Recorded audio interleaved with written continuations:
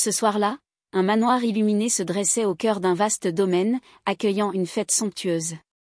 Des voitures rutilantes défilaient sur l'allée pavée, déposant des invités parés de leurs plus beaux atours. À l'intérieur, un orchestre jouait une mélodie envoûtante, se mêlant aux éclats de rire et au tintement des coupes de champagne. Tout semblait parfait. Les conversations mondaines fusaient, les regards s'échangeaient sous les lustres scintillants. Au sommet du grand escalier, une femme descendait lentement, incarnant l'élégance et l'assurance d'un avenir déjà tracé. Son fiancé l'attendait au bas des marches, souriant, fier de l'union qui allait être célébrée. Mais dans un coin de la pièce, une silhouette plus discrète observait la scène avec une retenue empreinte de nostalgie. Une femme âgée, à la peau marquée par le temps, vêtue simplement, tenant un plateau d'argent entre ses mains tremblantes. Elle connaissait ces lieux mieux que personne. Elle y avait veillé sur un enfant, l'avait bercé, nourri, consolé. Et pourtant, ce soir-là, elle n'était qu'une ombre parmi les invités, invisible aux yeux de ceux qui festoyaient. Jusqu'à ce qu'un geste, une parole, un éclat de mépris ne fasse basculer le destin de tous ceux qui étaient présents. Un instant fugace, une humiliation publique, et bientôt, le monde entier allait être témoin de ce qui se jouait derrière ces murs dorés. Helena von Krüger descendit l'escalier majestueux, son sourire éclatant illuminant son visage finement maquillé. Drapée dans une robe d'un blanc immaculé brodé de perles, Helena avançait avec une grâce calculée, savourant chaque regard admiratif posé sur elle. Son fiancé, Alexander Montgomery debout au bas des marches, la contemplait avec fierté. Helena von Krüger est née dans une famille d'industriels influents. Son père, Magnus von Krüger, un magnate de l'acier, a bâti un empire où la réussite se mesure à la froideur et à l'absence d'émotion.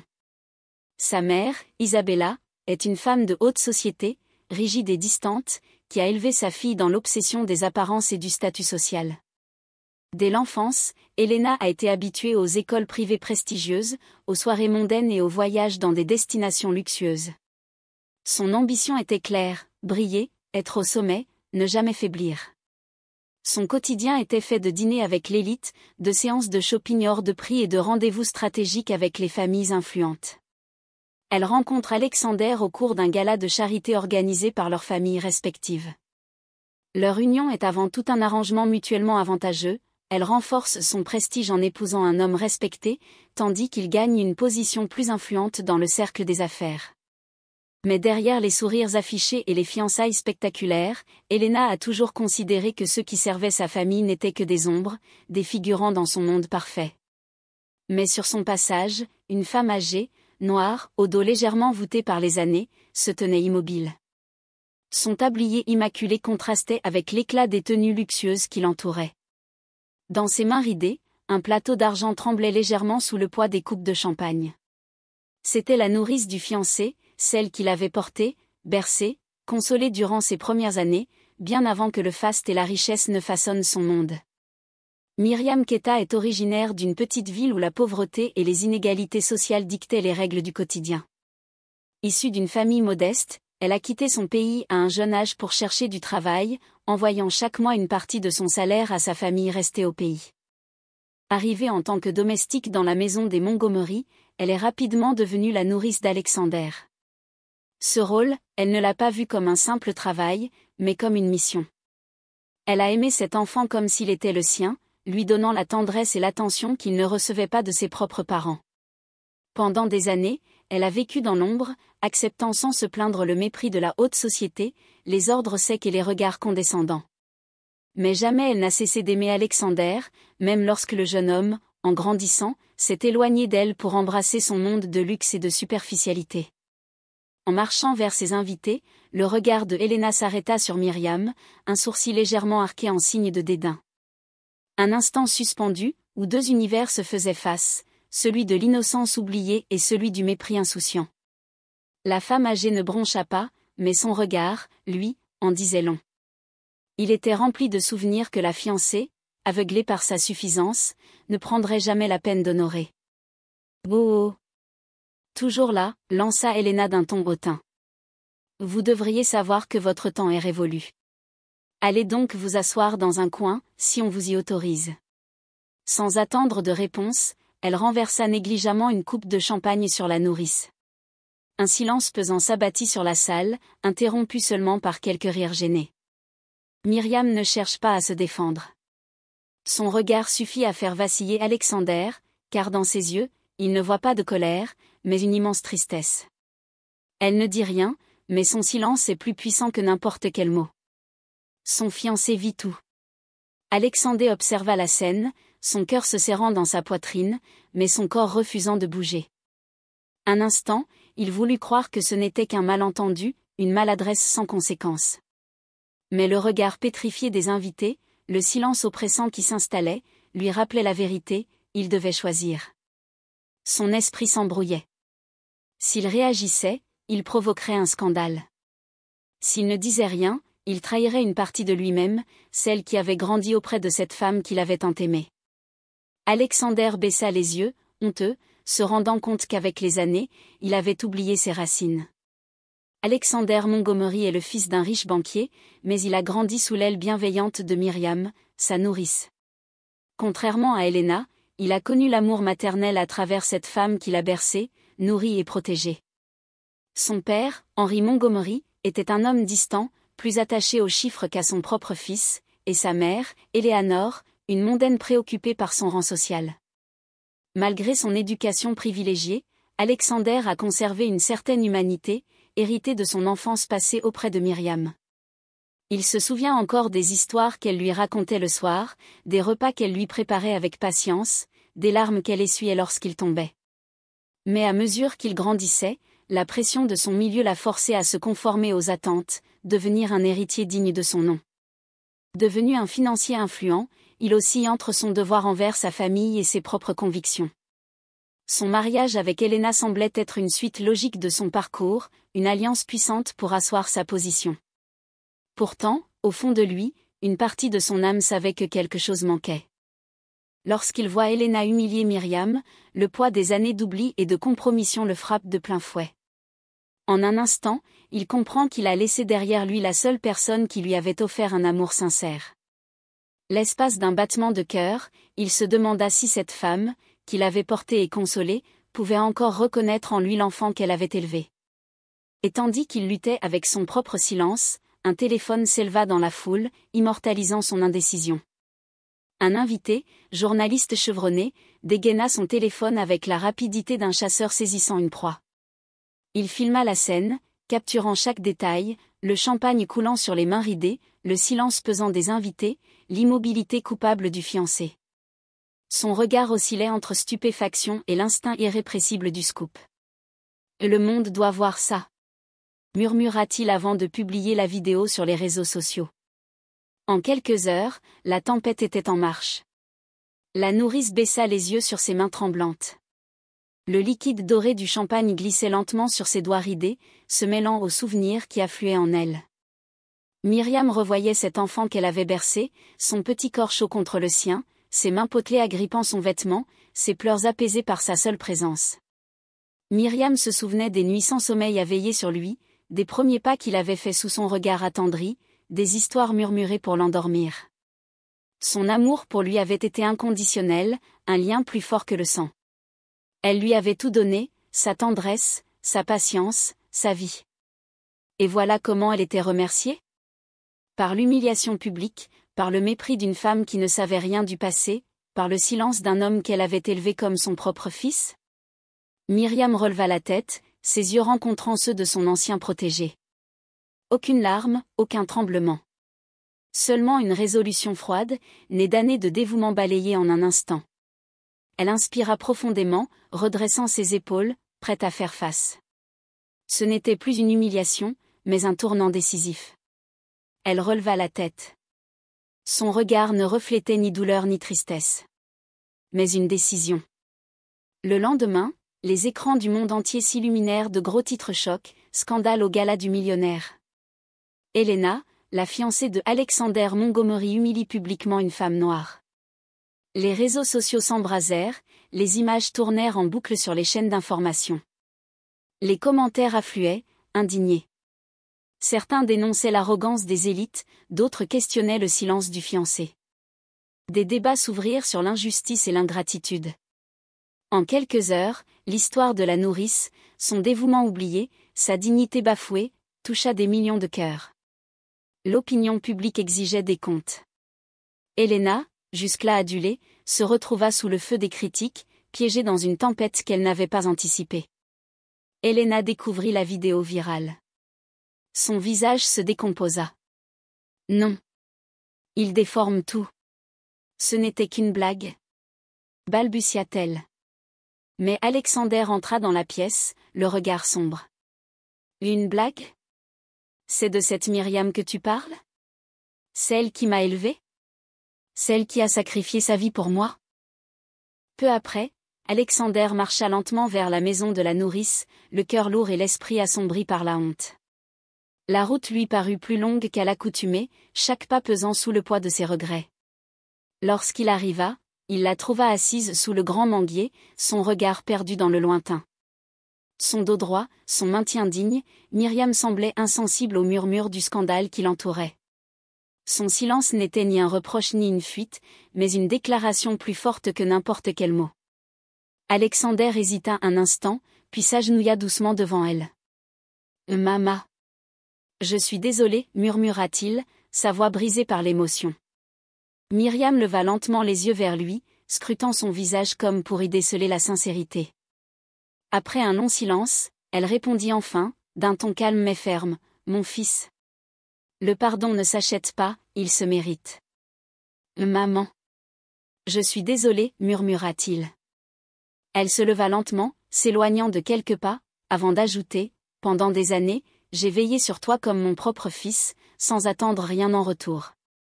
Mais aujourd'hui, tu te tiens devant moi parce que le monde te juge, non parce que ton cœur t'a guidé ici. » Alexander voulut protester, mais elle leva une main, imposant le silence. « Et tu devras prouver que tu n'es pas devenu un étranger pour moi. » Un oiseau s'envola du manguier, rompant la tension d'un battement d'ailes.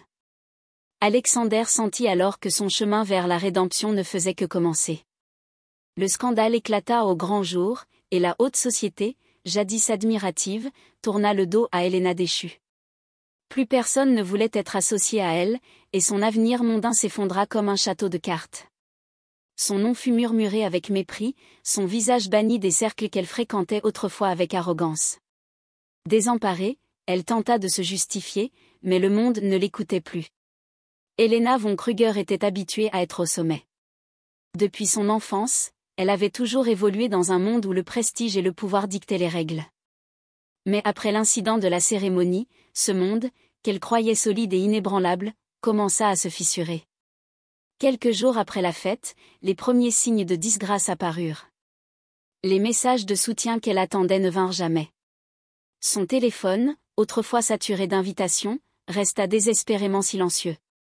Ses amis les plus proches, ces femmes élégantes et influentes qu'elle côtoyait lors des galas et des déjeuners huppés, ne répondirent pas à ses appels. Sur les réseaux sociaux, son nom commença à circuler, mais pas pour les raisons qu'elle aurait souhaitées. Une vidéo capturant son humiliation publique de Myriam devint virale, partagée des milliers de fois. On y voyait son regard méprisant, son geste arrogant, la coupe de champagne se renversant sur la vieille nourrice. Le scandale prenait de l'ampleur, et Helena, habituée à contrôler son image, réalisa avec effroi qu'elle ne maîtrisait plus rien. La chute devint encore plus brutale lorsque ses sponsors et alliés commencèrent à prendre leur distance. Les marques de luxe avec lesquelles elle collaborait rompirent leurs contrats les unes après les autres. Son agence de relations publiques, d'abord hésitante, finit par lui conseiller de rester discrète. Le temps apaisera la situation, lui assurèrent-ils, mais Helena comprenait que ces mots n'étaient qu'un euphémisme poli pour dire qu'elle était devenue un fardeau. Sa famille elle-même se montra réticente à la soutenir. Son père, Magnus von Krüger, un homme d'affaires impitoyable, fut le premier à exprimer son exaspération. « Tu réalises ce que tu viens de faire ?» lui lança-t-il froidement après avoir visionné la vidéo. « Nos partenaires ne veulent plus associer leur nom au nôtre. Les pertes financières sont colossales. Je ne te demande pas de t'excuser parce que tu regrettes, mais parce que tu as mis en péril notre empire. » Helena, abasourdie, comprit que même son propre père ne la défendait pas par principe, mais par pragmatisme. Pour lui, elle n'était qu'un pion sur l'échiquier de son entreprise. Un pion qui, désormais, le gênait.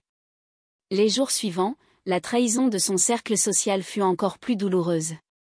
Ses amis, ces femmes avec qui elle partageait des vacances sur la Côte d'Azur et des soirées dans les hôtels de luxe, disparurent les unes après les autres. Certaines lui envoyèrent des messages vagues, « J'espère que ça va, prends soin de toi », mais aucune ne lui offrit un véritable soutien. La plus cruelle fut Sophia Armand, son amie d'enfance et confidente de longue date. Lorsqu'Elena tenta de l'appeler, elle tomba sur sa messagerie. Peu après, elle découvrit avec horreur que Sophia avait posté un message sur Instagram. « Nous devons être responsables et ne pas tolérer le mépris et l'humiliation. Il est temps de faire entendre nos voix. #respect #égalité. » Ce hashtag, qu'elle voyait désormais partout, la poursuivait comme une malédiction. Mais le pire coup lui fut porté par Alexander. Son fiancé, l'homme avec qui elle devait partager sa vie, demanda un temps de réflexion. « Elena, j'ai besoin de comprendre qui tu es vraiment », lui dit-il un soir, dans le salon aux lumières tamisées. Il se tenait debout face à elle, les mains jointes, le regard fatigué. « Ce que tu as fait. Ce n'est pas une simple erreur. C'est un signe révélateur. » Elena sentit un frisson lui parcourir l'échine. « Je ne voulais pas. Je ne pensais pas que ça prendrait une telle ampleur. » Tenta-t-elle de justifier. Alexander soupira. « Ce n'est pas la vidéo qui me dérange le plus. C'est le fait que tu n'éprouves aucun vrai remords. » Elle voulut protester, mais les mots moururent dans sa gorge. La peur s'installa. Contrainte par la pression médiatique, Elena organisa une interview pour présenter ses excuses.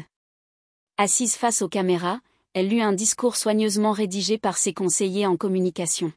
« J'exprime mes plus sincères regrets pour mon comportement lors de cette soirée.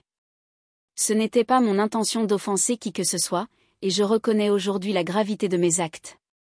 Je suis profondément désolée si mes paroles ont blessé quelqu'un. » Mais ses excuses sonnèrent creuses. Les spectateurs n'y virent qu'une tentative désespérée de sauver son image. Les critiques fusèrent. Et elle ne regrette pas son acte, elle regrette d'avoir été prise. Les jours passèrent, et Elena, autrefois admirée, devint un paria. Son visage, qui faisait autrefois la couverture des magazines, fut relégué aux pages des scandales oubliés. Son monde, qu'elle croyait solide, s'effondrait sous ses pieds, la laissant seule face aux conséquences de son arrogance. Alors qu'Elena sombrait dans l'isolement et le rejet, un nouvel élément vint bouleverser la perception de l'affaire. Un ancien domestique de la famille Montgomery, un homme âgé du nom de Samuel Leroy, prit la parole dans une interview diffusée sur une chaîne locale. Ce vieil homme, qui avait servi la famille pendant plus de 40 ans, ne pouvait plus garder le silence. Assis dans un fauteuil en cuir, son regard perçant fixant la caméra, il déclara d'une voix tremblante mais déterminée. « Les gens parlent de Myriam comme si elle n'était qu'une simple nourrice. Mais la vérité, c'est qu'elle a tout sacrifié pour cette famille. Elle n'était pas seulement une employée. Elle était une seconde mère pour Alexander. Et elle a sauvé bien plus que des souvenirs d'enfance. » Son témoignage fit l'effet d'un séisme. Peu après, un document ancien refit surface, apporté par un avocat de la famille qui l'avait conservé précieusement. Il s'agissait d'un rapport médical détaillant un accident survenu il y a plus de 20 ans. À l'époque, Alexander n'avait que 5 ans. Lors d'un après-midi ensoleillé dans le vaste domaine familial, il avait échappé à la surveillance des domestiques et s'était aventuré près du lac artificiel du jardin. Personne ne s'était rendu compte qu'il s'approchait dangereusement du bord glissant. C'est Myriam qui l'avait vu la première. Sans hésiter, elle s'était précipitée pour le rattraper alors qu'il perdait l'équilibre et chutait dans l'eau trouble. La nourrice, qui ne savait pas nager, s'était jetée dans le lac sans réfléchir. Elle l'avait maintenu hors de l'eau de toutes ses forces jusqu'à l'arrivée des secours. Quand ils furent enfin sortis de l'eau, elle était inconsciente, en état de choc, alors que l'enfant était sain et sauf. Ce rapport était resté enfoui dans les archives, oublié de tout, jusqu'à maintenant. La révélation provoqua un tollé général. Les médias s'en emparèrent, et la pression sur la famille Montgomery s'intensifia. La situation n'était plus un simple scandale mondain. Il s'agissait d'un acte d'ingratitude d'une ampleur démesurée. Mais le plus grand choc fut pour Alexander lui-même. Il apprit, en fouillant dans les affaires de son défunt père, que celui-ci considérait Myriam comme un membre à part entière de la famille. Dans une lettre jamais envoyée, qu'il découvrit dans un vieux coffre, il écrivait ces mots. Myriam est bien plus qu'une employée. Elle a sauvé mon fils. Sans elle, je n'aurais pas Alexander aujourd'hui. J'aurais dû lui offrir plus que des remerciements. Elle mérite tout notre respect. Un jour, j'espère qu'Alexander comprendra cela. Les mains tremblantes, Alexander relut ces phrases encore et encore, le cœur battant à tout rompre. Alexander se revit quelques jours plus tôt, debout au bord de l'escalier, regardant Helena traiter Myriam avec condescendance, prononçant ces mots venimeux sans le moindre remords. Comment avait-il pu être si aveugle? Comment avait-il pu laisser sa fiancée mépriser une femme à qui sa famille devait tant? Sa maman? Cette vérité inattendue renforça la honte d'Alexander. Il se souvenait à présent de bribes de ce jour fatidique, de la chaleur des bras de Myriam le serrant fort, des sanglots étouffés après leur sauvetage. Comment avait-il pu oublier? Comment avait-il pu la laisser être humiliée sans réagir? La famille Montgomery n'était plus simplement critiquée. Elle était jugée sévèrement par l'opinion publique. Et cette fois, le pardon semblait hors de portée. Dans la solitude de sa chambre, Alexander fixait le plafond, envahi par une marée de souvenirs. Il se revoyait, enfant, niché dans les bras de Myriam après un cauchemar. Il se rappelait sa voix douce lui chantant des berceuses, ses mains ridées essuyant ses larmes après une chute, sa patience infinie lorsqu'elle lui apprenait à boutonner sa chemise. Chaque image était un rappel cruel de son silence quelques jours plus tôt. Comment avait-il pu rester figé alors qu'elle était humiliée devant lui? Le lendemain, il se rendit chez Helena. Il la trouva assise sur le canapé de son salon luxueux, une coupe de vin à la main, le regard perdu. Lorsqu'elle le vit, elle redressa le menton, tentant de masquer son trouble. « Pourquoi » demanda-t-il simplement. Elle détourna les yeux, triturant nerveusement son bracelet. « Parce que… » Elle hésita, puis soupira. « Parce qu'on m'a appris à ne jamais montrer de faiblesse. Chez moi, la moindre marque de gentillesse était vue comme une faille. Mon père me disait toujours, ne t'attache à personne en dessous de toi, ou tu perdras ton pouvoir. » Alexander sentit un pincement au cœur, mais cela ne suffisait pas à justifier son acte. Tu as blessé une femme qui a consacré sa vie à prendre soin des autres. Et tu l'as fait juste pour affirmer ta supériorité. Helena resta silencieuse, sentant que quelque chose était en train de lui échapper. Alexander prit une profonde inspiration et prononça d'une voix claire et déterminée. Je ne peux pas passer ma vie avec quelqu'un qui méprise les autres. Je romps nos fiançailles. Helena blêmit, comprenant qu'elle venait de tout perdre. Le cœur lourd, Alexander se dirigea vers la modeste maison où Myriam vivait depuis qu'elle avait quitté le service de la famille. Il n'était pas venu depuis des années. Devant la porte en bois légèrement usée par le temps, il hésita, puis frappa doucement. Lorsque la nourrice ouvrit, son visage resta impassible. Son regard, pourtant, portait encore une tendresse silencieuse, celle d'une mère déçue mais jamais indifférente à l'enfant qu'elle avait élevé. Alexander sentit sa gorge se nouer. « Je suis désolé, Myriam, murmura-t-il, les yeux baissés.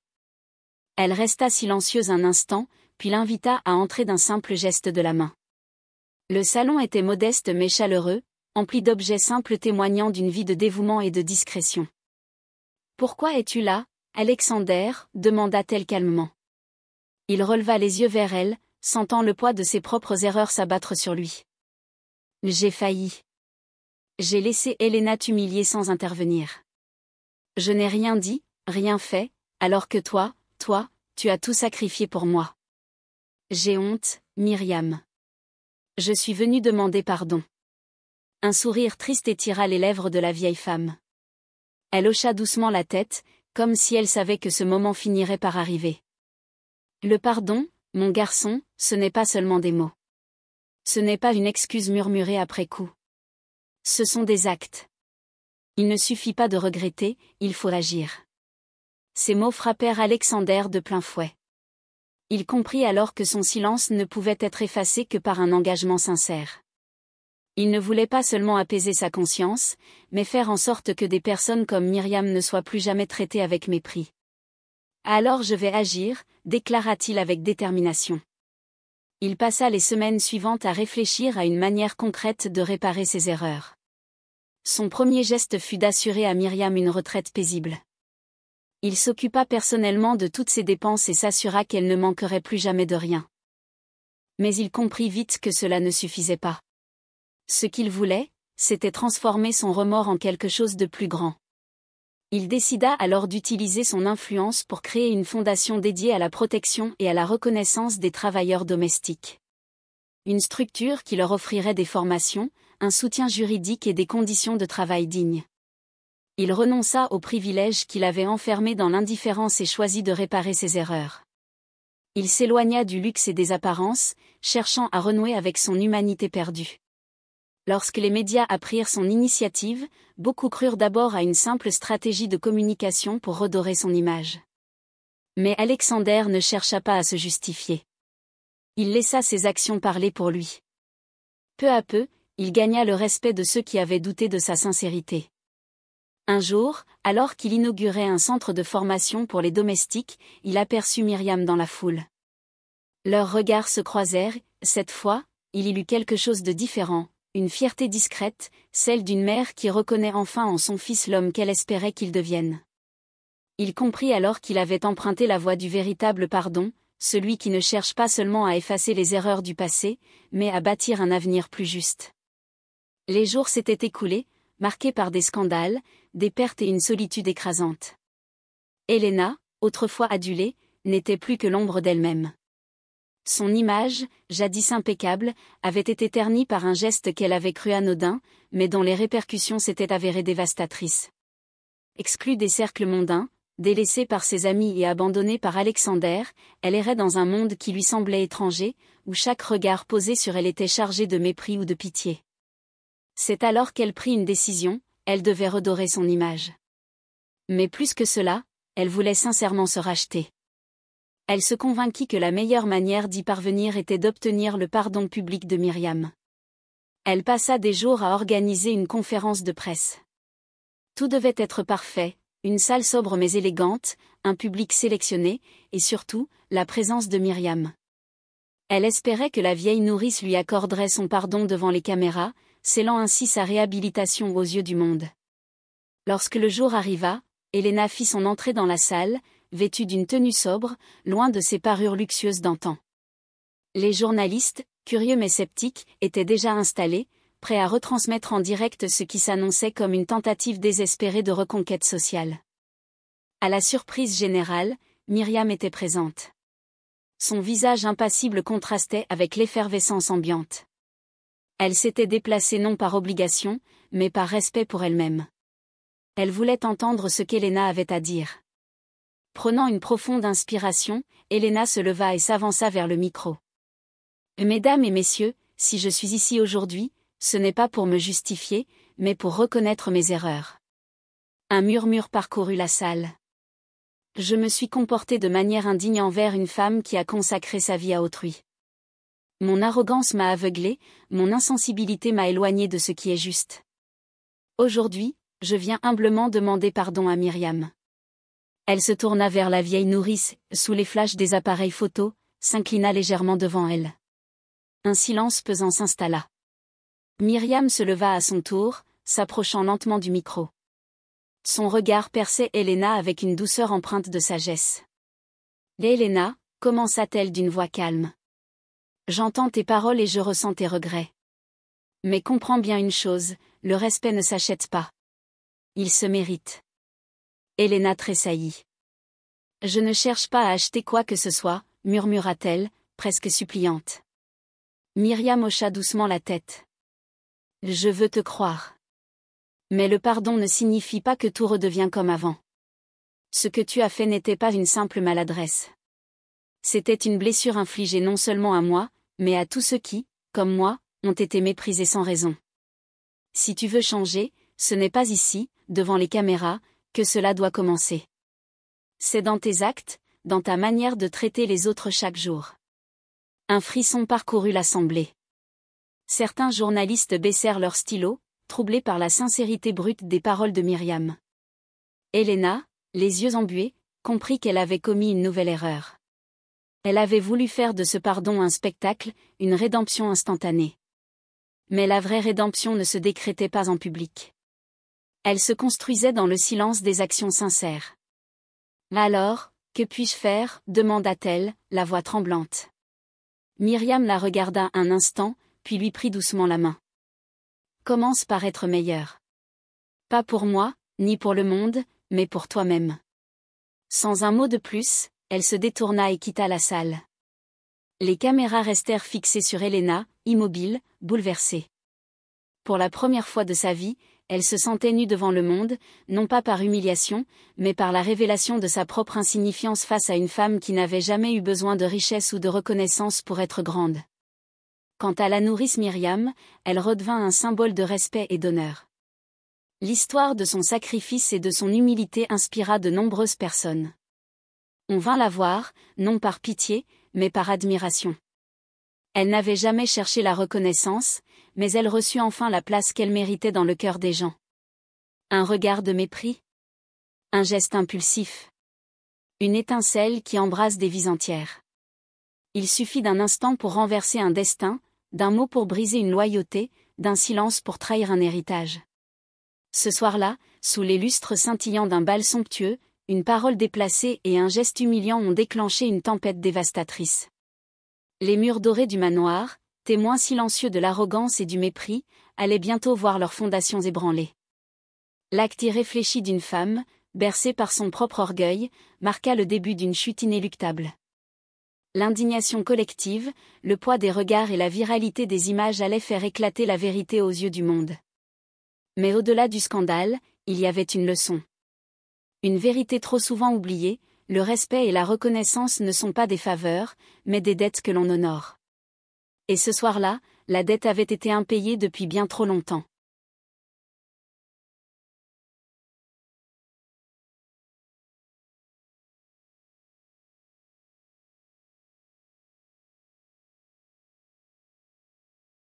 Si cette histoire vous a touché, montrez-la. Aimez, commentez, partagez et abonnez-vous pour plus de récits puissants qui éveillent les consciences. Ensemble, faisons entendre ces voix.